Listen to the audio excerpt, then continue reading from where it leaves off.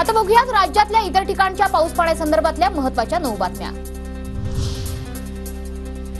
राज्यात आज रत्नागिरी, भंडारा, चंद्रपूर, गोंदिया जिल्ह्याला रेड अलर्ट, तर ठाणे, रायगड, सातारा, सिंधुदुर्ग, नांदेड, अमरावती आणि नागपूर जिल्ह्याला हवामान विभागाकडून ऑरेंज अलर्ट जारी। भंडाऱ्यात विजांच्या कडकडाटासह रात्रभर मुसळधार पाऊस, सखल भागांमध्ये घरांमध्ये पाणी शिरलं। घरांमध्ये पाणी शिरल्यानं नागरिकांमध्ये भीतीचं वातावरण। मुसळधार पावसाचा गडचिरोलीतील आलापल्ली सिरोंचा या राष्ट्रीय महामार्गाला फटका। रोमपल्लीतील कच्चा रस्ता वाहून गेला। जिल्ह्यात जोरदार पाऊस। रत्नागिरीतील खेडमधील जगबुडी, राजापूरमधील कोदवली आणि चिपळूणमधील वसिष्ठी नदी इशारा पातळीवर। जिल्ह्याला 2 दिवस पावसाचा रेड अलर्ट।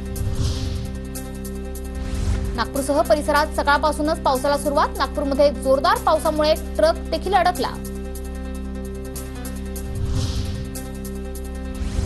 मुसळधार पावसामुळे नागपुरातील सर्व शाळांना सुट्टी। नागपूरसह विदर्भाला आज आणि उद्या पावसाचा रेड अलर्ट।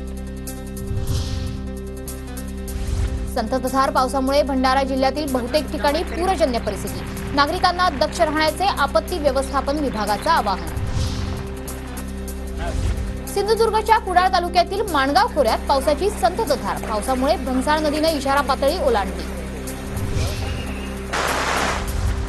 कोकण आणि विदर्भात आणखी 2 दिवस मुसळधार पावसाचा अंदाज। बंगालच्या उपसागरातल्या कमी दाबाच्या पट्ट्यामुळे विदर्भ आणि कोकणात पावसाचा जोर। चंद्रपुरात आज रेड अलर्ट जारी।